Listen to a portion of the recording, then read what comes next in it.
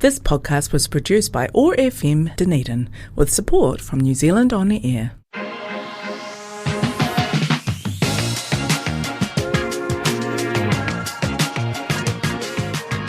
Welcome to the OI podcast, the Otago Institute podcast, in-depth conversations with experts from the worlds of arts, sciences and Mataranga Māori.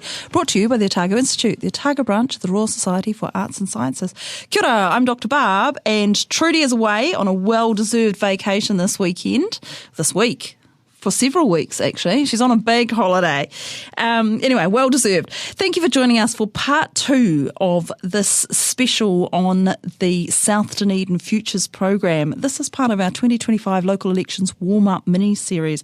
So it's looking at some of the issues in the background and the context of things that we think are going to be big issues for the local elections, and just things that we think it's great to know more about. And I'm so lucky today. I'm joined here in the studio with Simon Cox from GNS, Geological and Nuclear Sciences. Thank you very much for coming along, Simon. Principal Scientist at GNS, BSc Honours, Masters and PhD through Otago University right here in the Geology Department. Born and bred in Dunedin. And we've also got in the studio Jonathan Rowe, the Program Manager for South Dunedin Futures. South Dunedin Future or Futures? Gosh, it's got an Future. Future. It hasn't got an S on it. I keep thinking because there's there are 7 futures. Because there's 7 futures. So I was just like, sorry, South Dunedin Future at the Dunedin City Council, and also BA degree in Geography from Otago, Masters in International Relations from Victoria, and a BA in International Studies from Manhattan College in New York.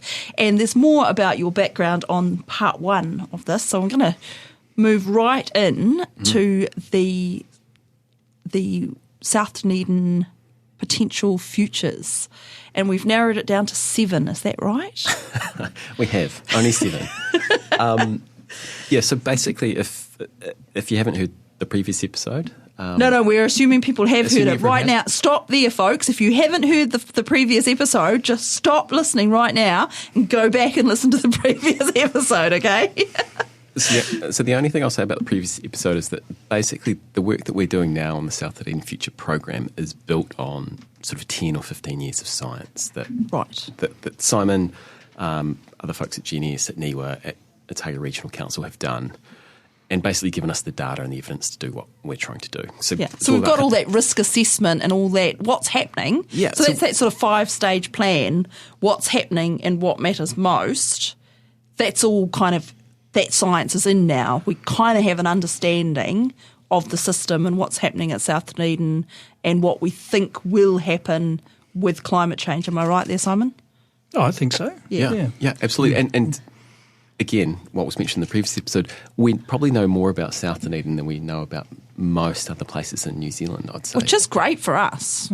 Oh, absolutely. It is the most important place in New Zealand, so therefore you want to know the most about it, right? But, basically, we know a lot about what's going on. We've done this risk assessment work, which basically has looked at how are those changes to the natural environment going to impact on the things that matter to us, so our people, places, assets, communities, our homes, that sort of thing. And that's basically answered that so what question. You know, if the sea level rises, if groundwater rises, what does it mean? And, you know, in short, bad things happen to people, places and assets in terms of, they get wet and they don't work very well, and it ends up costing a lot of... And it ends up costing a lot of money. And a lot of trauma and a lot of kind of angst amongst people who've got their livelihoods in there. We have lots of flood events. They get worse and worse, and things just, look bad, basically. So what the next part of the program is looking at is that, we're not going to sit back and do nothing. What can we do about it? And these are these 7 futures that have been presented. Right. So if you think about them on a spectrum of fight and flight, future 1 is basically a kind of, we just keep doing what we're doing. So that's the status quo. Quo. And it's remarkable. I'm just going to interrupt here, just blatantly, and say the DCC's got this fabulous website here with, if you go to just DCC and then just type in South Dunedin Future, the plan is all there, and you can download that risk assessment and you can download these 7 options and those adaptations. And there's a really good bit, which is it's called the micro business cases. And it's a really good summary because it's just got like 1, 2, 3, 4, 5, 6, 7 in big blue dots. And then on the other side, it's got colours. And you can see number 1 is the status quo. And that is bound to affect the most people. So the properties potentially affected is over 5,000. And the residual risk, which I guess is if we just keep doing what we want, the risk that's left over, the residual risk, is purple, which is above red. That's the extreme high. So the worst case scenario is that we do nothing and carry on as we're going. Yeah, and just to clarify, we'll never do nothing. It's more a case of if we just keep doing what we're doing, so investing the amount of money we're investing. So yes, you're right. So I shouldn't say do nothing. I should say do nothing more. If we just continue doing what we're doing. Absolutely. If we continue doing what we're doing, basically the hazards that Simon talked about in episode 1 get worse and worse and worse. And of course, because we're doing the same thing, we start becoming less and less effective in those things that we're doing. So, the same size pipes get more and more full, manage less water, et cetera, et cetera, et cetera. And you basically just, things get wet, things get flooded, the property values start to decline because it gets flooded all the time. There's damage, there's repeated events, people can't get insurance, business confidence drops, et cetera, et cetera. So that's the kind of current trajectory if we keep doing what we're doing. And why it's really important to understand that is it gives you that kind of baseline, right? So we know what it will look like if we keep doing what we're doing, and that looks pretty bad mid-century, it looks really bad late century, and therefore we should do something about that. And it's really, I know that I sound old when I say this, but we used to say mid-century and it was a long way away. Yeah. But we're already quarter century, right? Totally. So it's like we're at 2025 now already. Well, most of us can remember the turn of the millennium as well. So so, it's only that. See, I still think of, 1980s. That was only 20 years ago. And it's not any longer. But if you think in that time scale, it's like what we're thinking about is we are thinking about within our lifetime changes. Oh, totally. And hopefully, and again, most people, if you buy a house, you might expect to be there in 2050. Certainly if the council puts a pipe in the ground or builds a road, we expect it to still be there in 2050. So it's really important to understand what is it going to look like then and later, because we should be making our decisions I would expect a house and a pipe to live much longer than 25 years, exactly. To be honest. I would think that 2075 is not unreasonable, 50 years for a house. Totally. So this is why we need to tackle immediate problems, no doubt, but we also need to be thinking about what's coming down the pipe, excuse the pun, mid-century, late century, because the stuff's all going to really matter. And if you make lots of decisions that say lock us into a particular pathway, then we might end up that we've built lots of stuff in an area that turns out to be really, really wet. Yeah, and, really, really risky. I'm right that we know which places are more likely to be wetter sooner, right? Is that right, Simon? Yes. Yeah. So the groundwater responds quite differently from one place to the other, depending on whether it's got sandy or muddy sediment that whether it's in. So we talk about South Dunedin, but of course it's not all the same across South Dunedin. No, there's different, and I saw in one of the plans there you actually had different areas, sort of in broad categories. I think four different big cells. We worked have. Out. So essentially, they're kind of based on a mix of things, but largely geographies. You've got the former coastal wetland marshy area, which is the flat. Right. You've got that reclaimed piece of land between Portsmouth Drive and Andersons Bay Road, which is a metre and a half, 2 metres higher than the flat.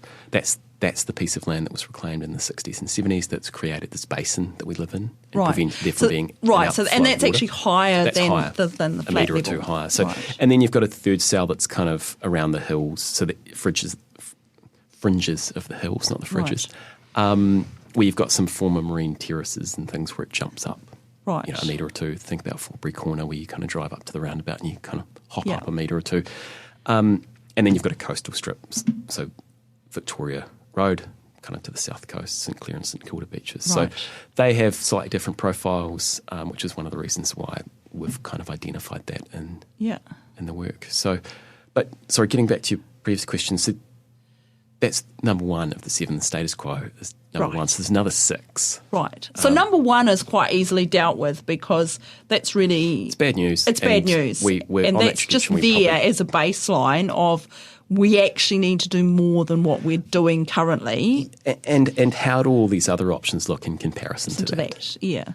Basically. Which, as scientists, we love having baselines.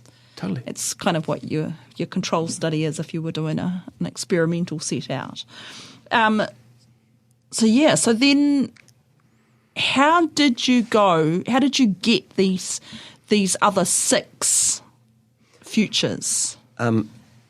Good question. So the short answer to that is we made them up.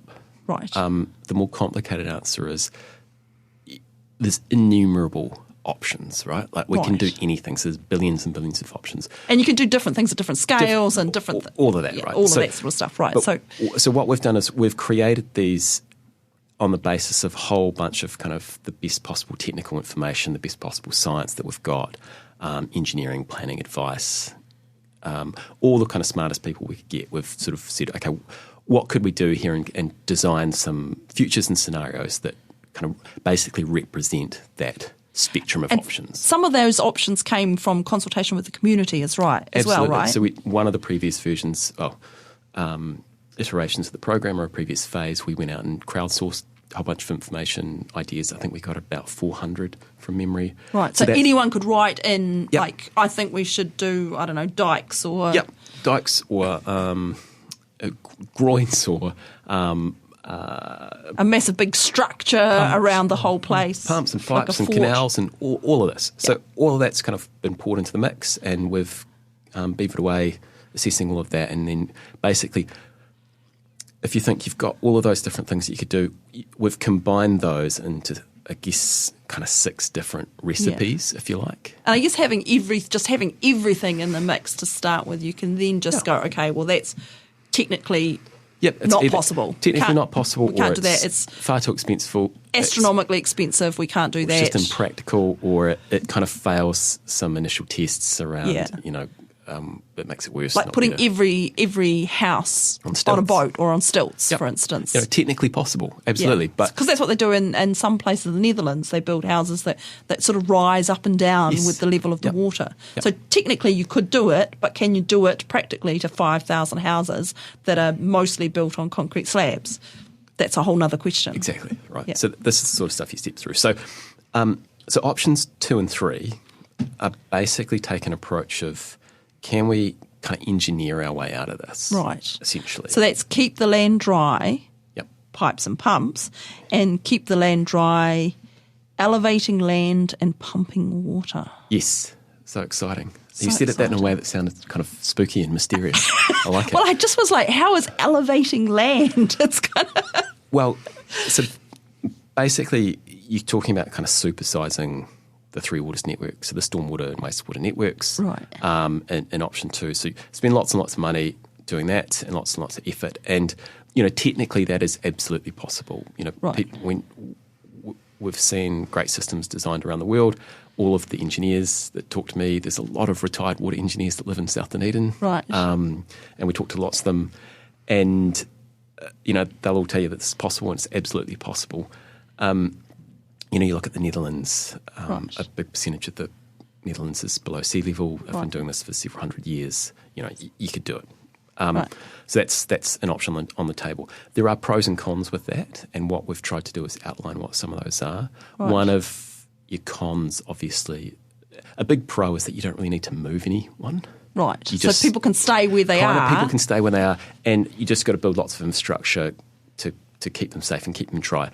The big con with that is that it still costs quite a lot of money. And also, if you ever get an event that exceeds the capacity of the system that you've built, Right.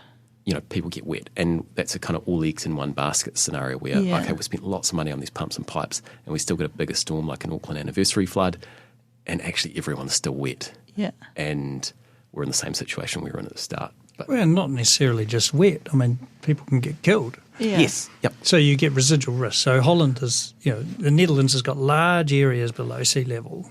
Yeah. Some of it 12 metres below sea level. They know how to live below sea level. That's Right. fine. But every now and again the system gets overwhelmed and hundreds of thousands of people get wet, and wet some or of them homeless, die. or not, and tens of thousands of people are killed. Yeah, So you have that residual risk right. Yep. that you have to think through, and what's acceptable and not acceptable. Because there are places in the world that are wet, like Bangladesh.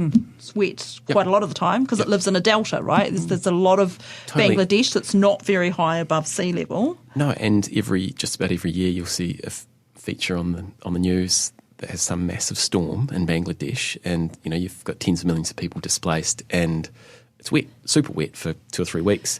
And I guess the point being is a lot of the culture and the populations in those locations, similar in the Pacific, have had hundreds, thousands of years of living in a particular way with those environments. And they might have, say, built houses on stilts, or build farleys where the walls blow away and you Just start again. Start again.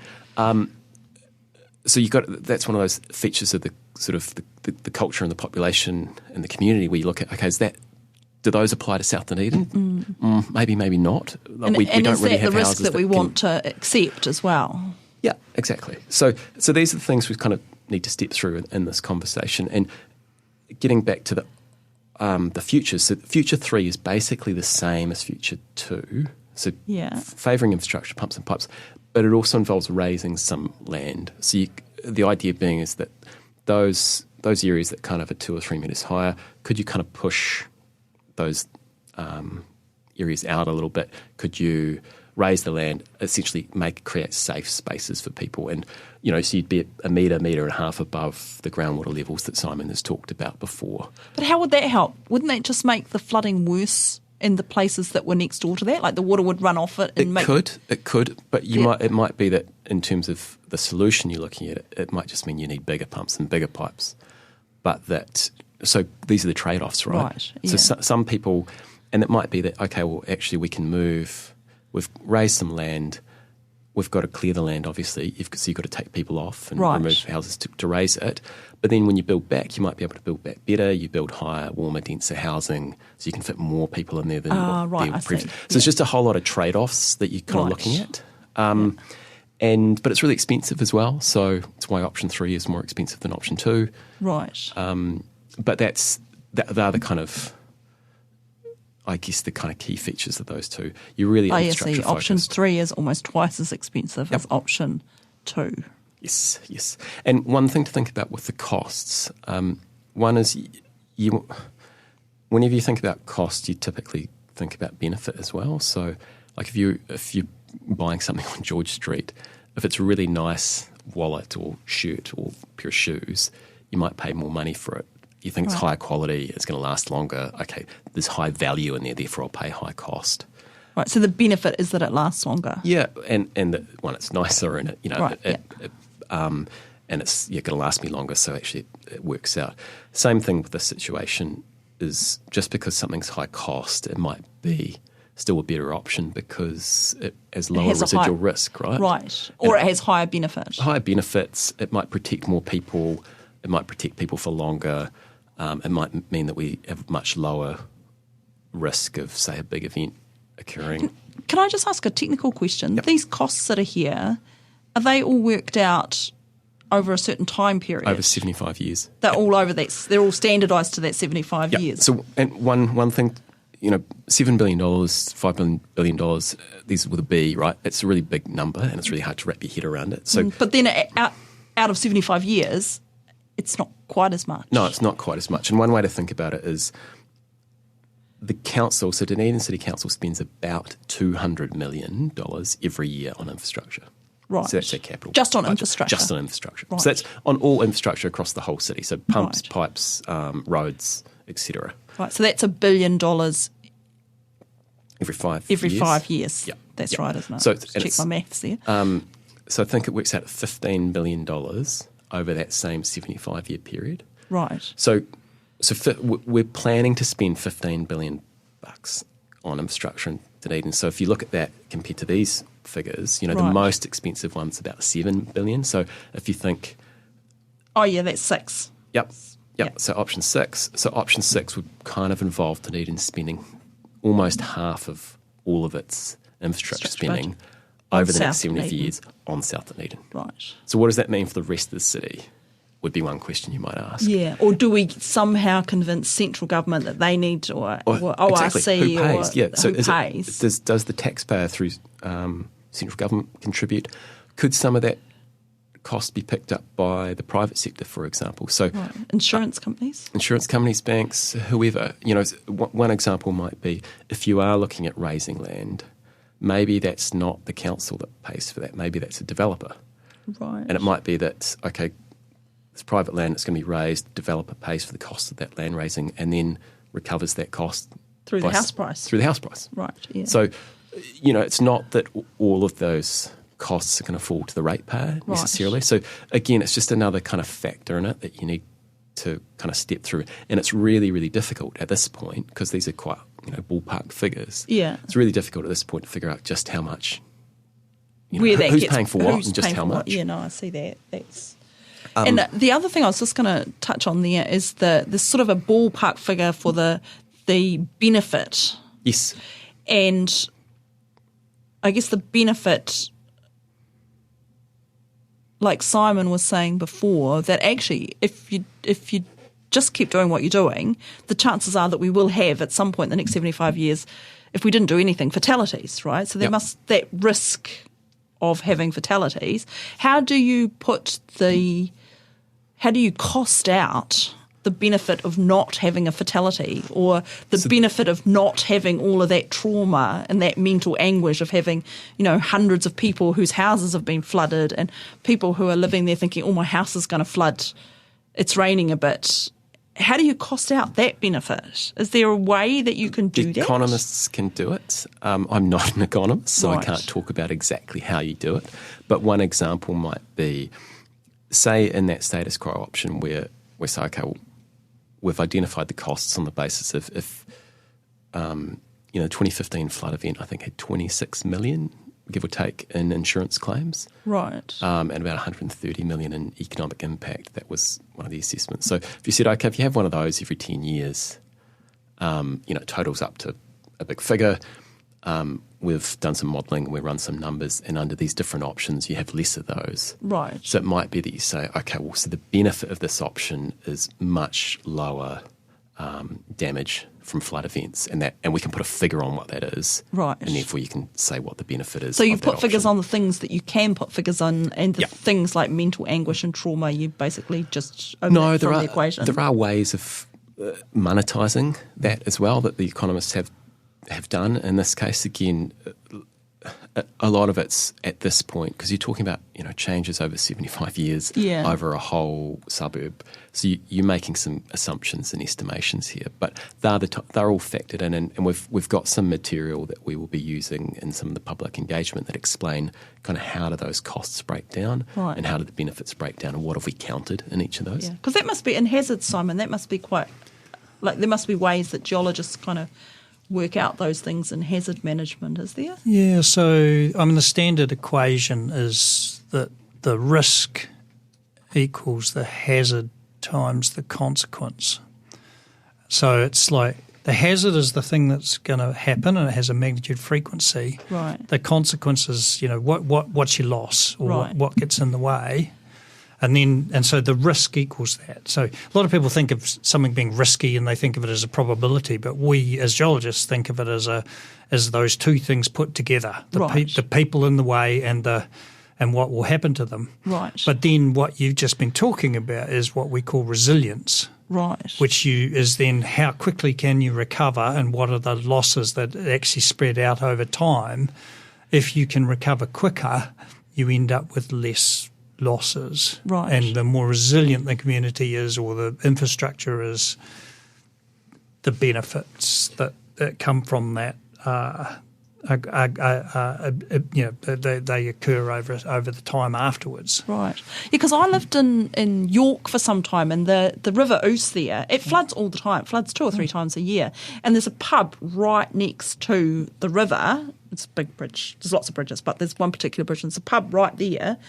And they basically just decided that it was worth them being there because they got so much business from being right in the centre there, right next to the river. There's a lot of pubs in York, but this particular pub, and their ground level, they just put all of the electricity points, the electricity up really high, and it's all just bricks and stone and sluice outable, and they basically, within 3 days, they are back. The water's gone down, and then they just sluice it all out. Everything that's important or destroyable is upstairs, and everything that's downstairs basically is just washable, and they just sluice it all out. And they don't insure anything on the ground level because they just have decided that it's worth it. Yep, they've adapted. They've just totally adapted to the fact that it's going to flood. And I mean, I guess Venice is another great example. Yep. It's got water there all the time. Absolutely, and this is another, one of the challenges or things to step through is that that's very specific to an individual business that you've just described. So what the impact of all of these things are is going to vary enormously across individuals, different businesses, different locations, based on a very particular set of circumstances. So it's really, really hard to assess what's the impact going to be on you or Simon or me from the same event, because we all come from, different perspectives and backgrounds, and some of us might be resilient, and it might be a timing thing.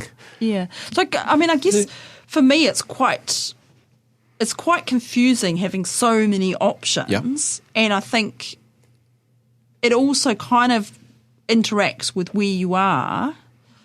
So how do people, if you live in South Dunedin or you have a business there or something, how do people say, okay, which one is better for me? Or shall I let you talk through all six? No, it's a really good question. And it's something that we grapple with all the time. How do you take really complex and uncertain issues and distill them down into sort of digestible, bite-sized? I mean, you have got great graphics here, and it is really great looking through the 7 different futures. And sort of for me, I don't live in South Dunedin. Yep. So for me, I can look at them and say, do you know what? I think I quite like 7 actually. Mm-hmm. But it's like picking something off a menu, right? Because it's not directly affecting me. Well, it kind of is, though. It might not because you don't live there, but that's the thing about South Dunedin is that just about everybody in Dunedin goes there for something or other. You drive through it to get to the south. It's a critical part of the city, and it's not just a local residence issue. It's much wider. When you flush your toilet, it ends up at Te Huna Wastewater. Yeah, that's true. In South Dunedin. Yeah. So it is an issue that will directly affect the people in South Dunedin, but it'll also indirectly affect all of Dunedin and much of the region. So, because also, I guess, if the people in South, like if one of those options is, or most, lots of those options, not most, but lots of those options have a contingent that's what you're calling flight, like people no longer live in South Dunedin. Yep. Those people then live somewhere else. Yes. And that impacts the housing around the rest of Dunedin.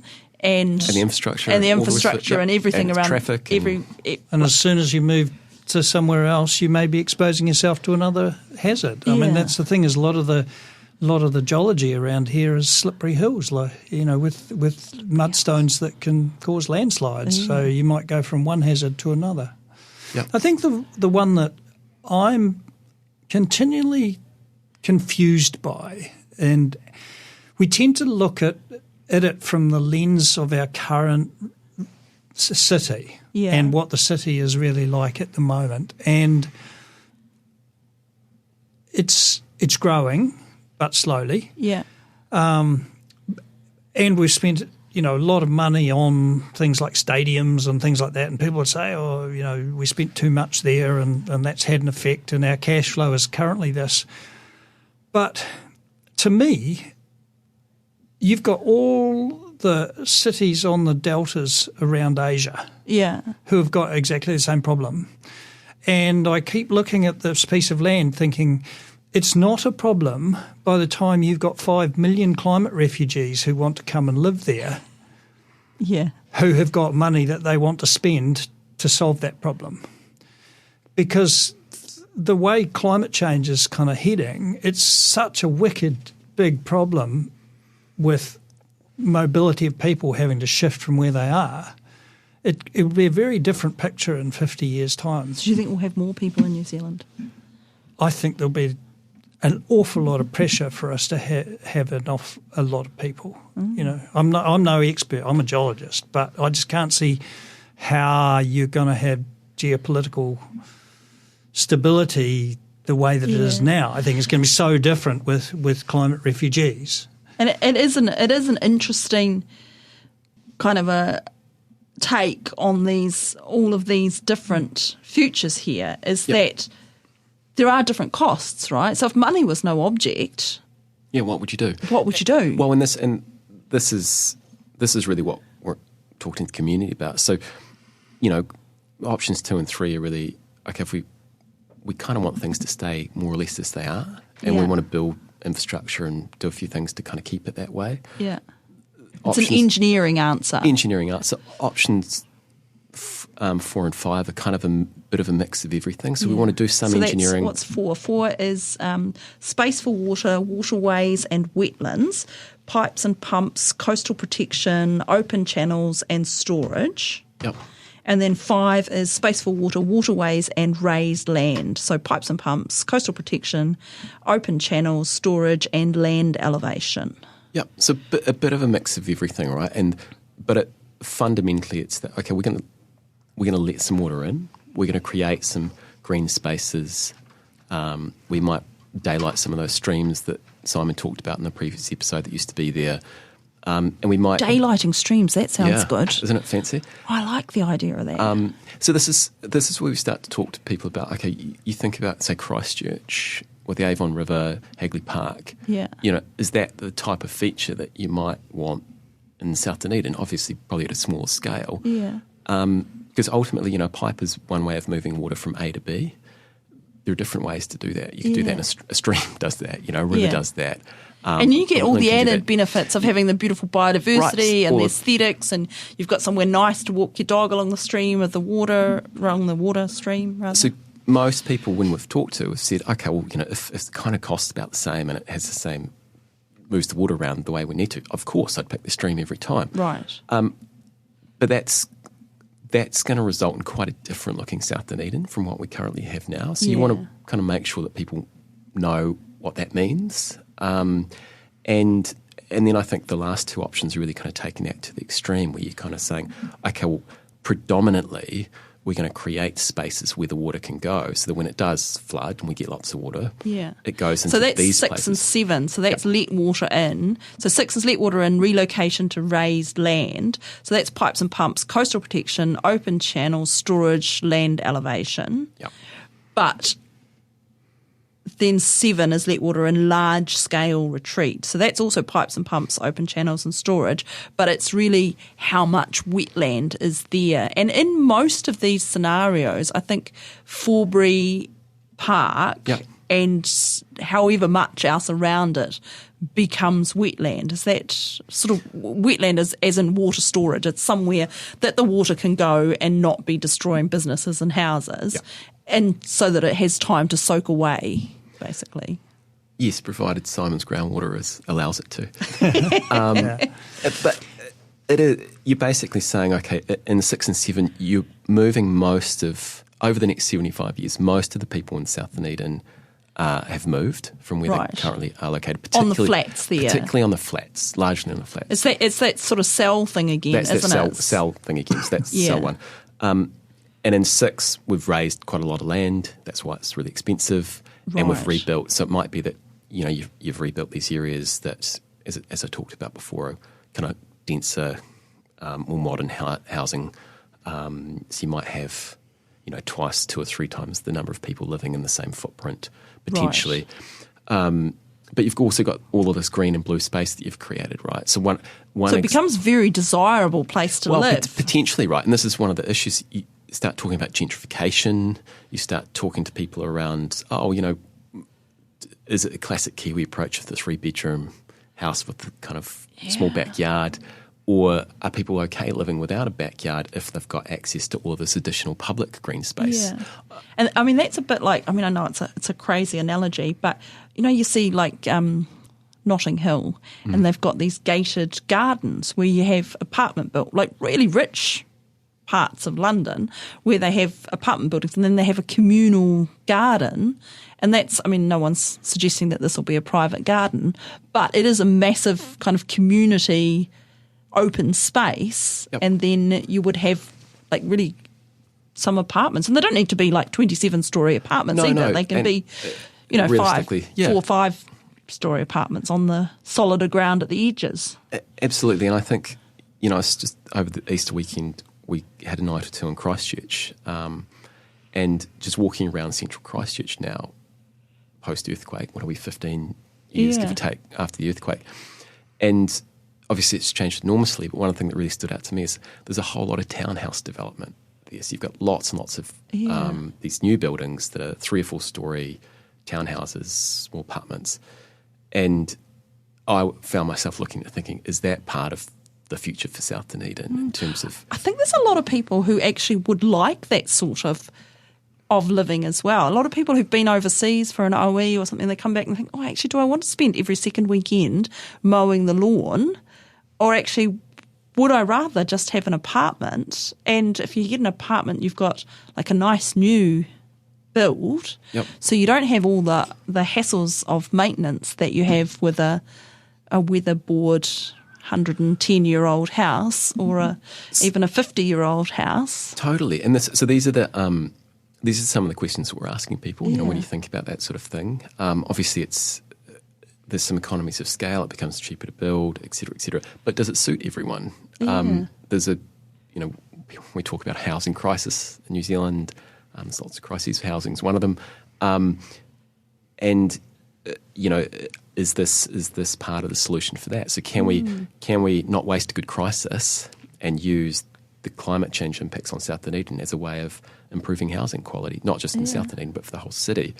Getting some new housing stock in. Yep. And of course, with apartment buildings, you get the option of having smaller and bigger apartments in the same building. Totally. So you can, people can get on the housing ladder with a 1-bedroom apartment, and then they can kind of get bigger rather than having to buy a house, which... Yep, and I'm not suggesting that's a solution for everyone. We know that a lot of the community in South Dunedin lives there because they might have mobility issues, accessibility, they might have a disability. So, living in multi-storey apartments is not going to work for everyone. But there are also by the same token, the big retirement house there is a multi-storey building on the hill at South Dunedin. So, and that's all. It's a matter of infrastructure around it as well. There's a lot of old and cold housing in South Dunedin, right? Yeah. That is damp, is not great to live in, and certainly, as you've seen with the townhouse development already that's going on there, a lot of it is being replaced and renewed. So. This is just, I think, a really good example of this enormous opportunity for sort of urban regeneration in this. However, as we go through that, we obviously need to be really careful to think about the equity issue and the impacts of the people that live there now. Are they going to be able to afford to live there in the future? Are we going to go through a climate adaptation process that moves people out only into areas that they can't then afford to live, so they have to go somewhere else? There's lots of those sort of feedback loops that we need to be aware of. And, we can't solve every problem with this program, nor are we trying to, but it's just an example of how complex this stuff is and how much you need to be thinking about it. One of the things that really stands out to me here, and with all of this South Dunedin Future work, and why I've got kind of excited about it, having started, 15 years ago almost, of really not knowing, how the heck are we going to do this? There's some real strength in Dunedin, and I think, the scale of it is in many ways difficult, but it's nothing compared with the scale of the whole country. And there's an incredibly strong community there, and we've had these South Dunedin Community Hui, the community network's been set up, there's engagement's been happening. Is engagement quite strong over South Dunedin with this project? Absolutely, yeah. Did you get quite good turnout Absolutely. Absolutely. And, we've put a lot of effort into that. So we talk, and a lot of it involves, building trust and confidence, establishing relationships, and kind of doing it as a slow burn thing, not just one and done. Yeah. We are. I mean, it's difficult though. Like this, I think we've had one public session so far. We've got another 2 coming up, which you mentioned in the previous episode. We didn't have I can give you the times and dates for those, actually. We didn't have great turnout for that first one. I think partly, we've tried to do lots of different times and lots of different days, and maybe that was a day and a time that didn't really work for people. It was really crap weather, so a lot of people probably didn't want to come out. But also, this is really complex stuff. There's a lot of people that probably look at it, found a flyer in their letterbox and thought, wow, I kind of, which way do I look at it, and how do I access this, and what do I think about these options? So a lot of this stuff kind of lends itself more to this type of conversation, sitting down with people. We do a lot of going to speak to community groups. And having the maps in front of you, I find, is really, really helpful. Some sort of visual. So you can sort of see those different cells where different places are, like different parts of South Dunedin are being affected in different ways. And the 7 different futures, how they sort of interact with those spatial arrangement of the geology, but also the housing and people, because you can see Forbury Park quite well in all of those maps, and I think that's where I kind of get my eye in to start with on the map and go, okay, so that's Forbury Park. And a lot of people have said really strong feedback from the community around support of the acquisition of Forbury Park by the council, and it just seems like a no-brainer to me. Turn it into a wetland. That's storage for nothing. That's, I mean, not nothing. Obviously, you had to pay for it, but no one's being relocated, it's a large area, and it's right where I'm talking for you there, Simon. But I'm assuming it's right where you want wetland storage. Well, yeah, or just the problem is very similar to COVID. You've got rain coming down on the hills, and you've got this. It's got to get across the city out to the harbour or to the sea, and you've got rain coming down on the city. And what you're trying to do is to attenuate that wave so it's not causing a flood problem. It's kind of like people flattening all arriving at the same time at the hospital. Yeah. We're flattening the curve. Yeah. And the only way to flatten the curve is to have area to flatten it in or to pump it and move it faster. Yeah. So you can bring it across quicker with engineering fundamentally, but it costs you a lot more money. Yeah. But if it has a risk of breaking down. Well, there's that too. But if you've got area to store it, so the combination of having the Bathgate Park, Tonga Park and Forbury Park across the middle is a kind of a corridor there that can potentially in time be used for, it could still be used for parks, but they might be parks that flood. Yeah. But speaking from a biodiversity point of view, that used to be really high quality wetland. Yep. That used to be like a really high quality mahinga gathering space. Yep. And having something like Forbury Park, that sized area, turned back into a wetland, but then becomes a place where you've got, native birds, native plants, native insects breeding there, and breeding in a place that's right by population that can enjoy that and can get to know that biodiversity and really interact with it.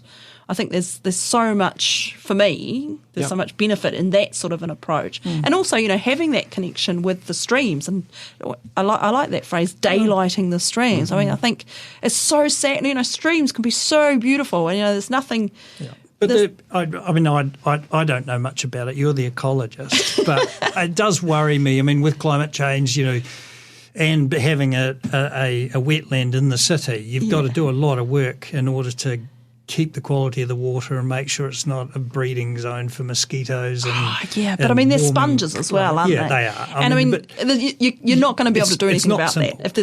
If the country warms to the point where we get mosquitoes breeding here, then we've got mosquitoes here, and Auckland's going to go down first. So. Yeah. There's some benefits being this fussy. Something I'd like to kind of just cover a bit in that way is that the South Dunedin program is really being seen from other places. The people are coming to look at it to see what's been going on and the work that Jonathan and the DCC and the ORC and people have done.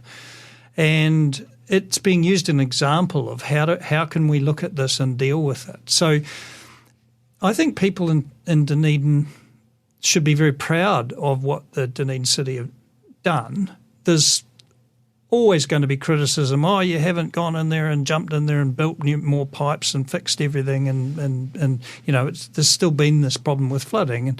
But it's a really vexed problem. Should we go in there and spend so much money and potentially have that infrastructure only working for 10 years? Yeah. And you've wasted the that money that you can't then spend on something else, which might be a more longer-term solution. But we talk about Dunedin as being a real Goldilocks zone where we're just big enough to have enough really clever people in the city. We've got the university people in the Centre of Sustainability that we've tapped into that have put a lot of work in. People in Department of Preventive Medicine have done work on, what are the social issues. We've got the geologists, we've got the hydrologists, we've got the coastal specialists. They're all in this one city. There's no better place in the world to live. But we're small enough that everyone kind of knows each other. And everyone knows that's the Dunedin effect. Well, we often say, they talk about the Kevin Bacon thing with... Yes, half a degree, yeah. Yeah, I reckon it's negative degrees here. Yeah. But that's when you meet someone and you've got at least two combinations in it. Yep. But it is the Dunedin effect, and I think, we know the community people quite well now. We're having the hui out there and things. How much have mana whenua been involved in this discussion? So, a lot, and certainly most recently. So we have been working with Okaha a lot. So this is the local consultancy that works with the Runaka. There was quite an early conversation around sort of which Runaka would take the lead, and that ended up being Otago.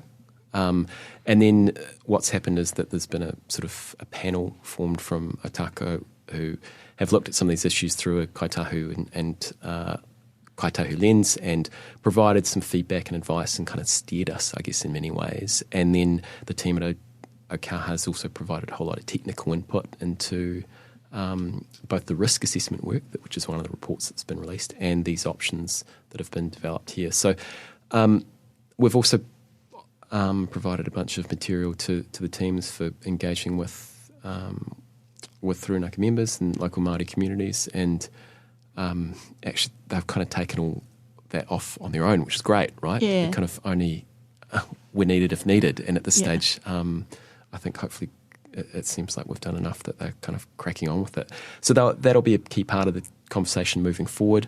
Obviously, how you look at this stuff and how you assess value and what's important depends on your worldview. Yeah. And, Te Ao Māori worldview is obviously a different take from, say, a traditional Western one. So we're stepping through all of that in this process. How do you...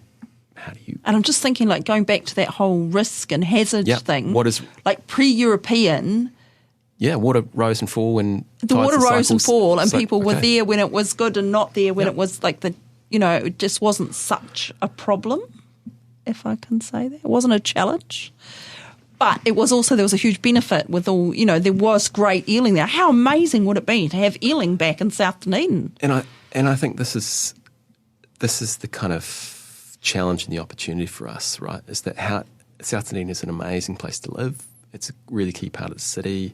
But it's got all these challenges. It's had great elements in the past that we might want to bring back or restore. How do you move forward and design a suburb in a city that has all of these great features, that has good quality housing and kind of urban spaces that are appropriate for the community that we've got now and that we're going to have in the future? And how do you do all that and enable that change in a way that's sort of affordable and you've got a social license to do it and you've got the political support to do it. So that's the needle that we're trying to thread.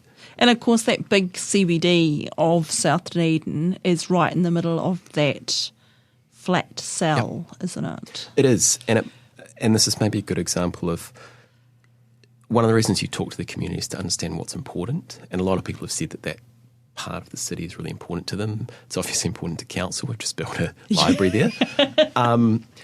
So it might be that, say, if you've got a particular area that's really high importance, that you invest more in protecting it. So maybe that's an area where we supersize the infrastructure, but there might be other areas that don't maybe have that level of importance, and other areas that we maybe look to move away from. I don't know. Yeah. And this is what we need to step through, because the impacts the hazards are uneven, the impacts are going to be uneven. So we need to kind of step through that in a way where it's all logical and it works, but you don't end up creating all these really big winners and really big losers out of it. So I guess that, there might come a stage where the council or the central government starts to look at maybe buying housing. Yep. And say, okay, we're going to buy this block basically, and then this is where we're going to allow for storage. We're going to make it into a wetland, or even just a park, right? Because parks, they don't absorb as much water, I imagine, as a fully functional wetland, which acts more as a sponge. Simon might want to disagree with me there. He's all about the groundwater. I'm all about the above ground stuff. Well, no, there's plenty of solutions in above ground. I mean, one that I've often think about is somehow having storage tanks that come off people's roofs that they can use for their gardens and use for washing the car, but they're electronically controlled by remote switch. And so we empty them before we see a frontal system coming, and then we've got a whole lot of storage there that flattens the curve, that flattens the wave. And then they fill up in the first few hours, and it takes off it just clips the top off that intensity of the storm, and we fill it up before, and it gives us a wee bit more time to keep that intensity down. And all we do is we have some sort of local legislation in place that says you have to have, and it's useful for firefighting, it's useful for other environmental sort of things, rather than having to rely on drinking water for, the high quality drinking water that we have to produce for flushing the toilet. Yeah. Is there other small things that community people can do? Like we were talking about the permeability of the land before, and the asphalt and the thing. And I know in some places they have like permeable driveways and things. But if the groundwater's rising up, does it actually help to have semi-permeable driveways and that more green space? Or it can. So obviously that water hitting a hard surface will sheet off into the stormwater system and get there probably more quickly. But so, if it's a permeable surface, if it's a natural surface, it'll soak in to the extent that it can. Yeah. So, yes. So I was just thinking before, when you were saying 65% of South Dunedin is impermeable, right? The surfaces. So it's either roofs or it's, driveways or roads or something. So, I mean, even given the groundwater is filling up and going up and down like this breathing monster you're talking about, but if you've got like a permeable membrane basically there, so you can spread that out so it's not sort of pooling so much, is that going to help is that one of the options? It all adds up. Exactly, right. Yeah, if you had a driveway of gobby blocks or whatever they call them, that can make a difference. And just having the sidewalk just being grass instead of concrete. Yep. And you combine that with, the property-based water tanks that Simon's talked about, some more infrastructure, some more public green space, redirecting some of the water. And having rainwater tanks from your roof is a great idea anyway, right? Yep. And then If we have the big earthquake that he was talking about, you've got some, water on site. If the drinking water system goes down, for example, so enhance people's resilience. So lots of different options. Yeah.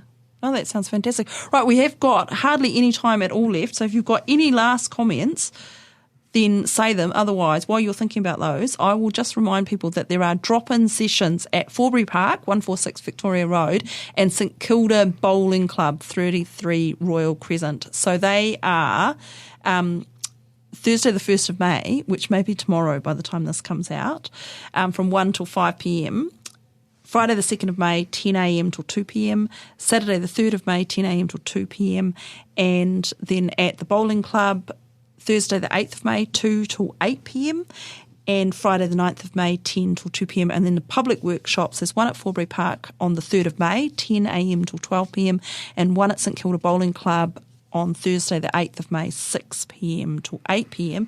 And besides them, there's also that digital survey, which is up until the 11th of May, and that is just on the DCC website. Just go South Dunedin Future, and it's all there. I'll take you there. Yep, absolutely. So the only kind of closing comments I'd make is really encourage people to get involved. So either come to those sessions you've just mentioned or jump on the website and fill out surveys, give us your views. there's lots of complexity and lots of options, but ultimately it's going to come down to a conversation around, how much change are we up for and how fast, what can we afford, and then what level of risk are we just willing to live with? Yeah. If we can't engineer it or buy it or move away from it, what do we live with? Simon, last comment? Oh, I think we've covered everything. With 15 seconds, there's lots of science and information also available through the Otago Regional Council website. Yeah, and we the should GNS actually mention the reports. Otago Regional Council because they've been big players in this they have. collaboration It's a and jointly this funded just joint program. But unfortunately, didn't have a representative here. I'm jointly funded. Are you jointly funded? Oh, well, there you go, Jonathan. Thank you for filling that void there. I wear both hats. Excellent. Fantastic. Hey, thank you so much for coming along, guys. And it's been a fantastic afternoon of discussing all this with you. And I've definitely learned a lot. Cool. Thanks so much. Thanks. Ka kite. You've been listening to the OI podcast, the shout out for the arts, sciences and mataranga Māori. You can support this podcast by becoming a member of the OI. Check out the Otago Institute for Arts and Sciences on Facebook or our website. If you'd like to listen again to this episode or others from the series, look for the OI podcast on OAR FM's website, oar.org.nz. Brought to you by the Otago Institute for Arts and Sciences, the Otago branch of the Royal Society of New Zealand. This podcast was produced by OAR FM Dunedin with support from New Zealand On the Air.